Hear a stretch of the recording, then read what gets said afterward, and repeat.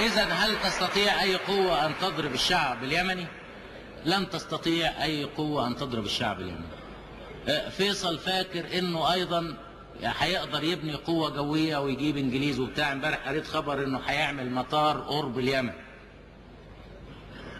ومشتري 12 طيارة ب6 مليون جنيه، يعني 12 طيارة.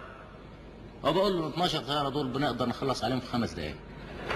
بيدفع ال 12 مليون جنيه، وإذا ما انتهتش الأمور وإذا مشيت في الطريق اللي احنا ماشيين فيه بتصبح الصبح بتلاقي ضاع منك 12 مليون جنيه. واحنا في هذا ندافع عن ثورتنا، ونعتبر ان ثورة اليمن ثورتنا، ثورة العرب كلهم، وإلا ما كناش بعتنا أبنائنا هناك ليقتلوا ويستشهدوا ويضربوا أكبر صفحات البطولة. فبيقولوا إن قعدوهم هناك ممكن يقعدوا الجيش المصري بقى يتذمر هناك من اليمن ويرجع يعمل ثورة.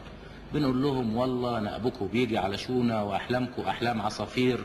الكلام ده انتوا والإنجليز، وبل بالعكس انتوا والإنجليز بتفكروا بهذا الكلام، ولكن الجيش المصري جيش واعي، جيش وطني، جيش عربي، جيش مقاتل، جيش سائر، جيش مناضل.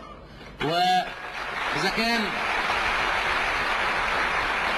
مش جيش مرتزقة، وفي نفس الوقت هم بيكبروا الجيش وفاهمين انهم هيعملوا جيش كبير بيقدروا يحاربونا بيه. طبعا عملية بناء جيش مهما جابوا خبراء انجليز وخبراء امريكان مش هيقدروا ابدا يبنوا الجيش اللي يقدروا يتصدوا لنا بيه. برضه يعني بنقول لهم ان احنا خططكم عارفينها، واحنا ببساطة نستطيع ان نعزل السعودية كلية عن اليمن، بان احنا ناخد جيزان ونجران. واصل جيزان، منطقة جيزان منطقة يمنية، وفي سنة 30 اغتصبها السعوديين من اليمنيين اغتصابا بالغزو.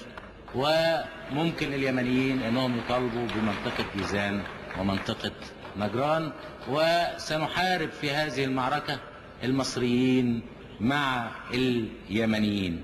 إذن لن تستطيع أي قوة أن تضرب الشعب اليمني أو تضرب ثورة الشعب اليمني.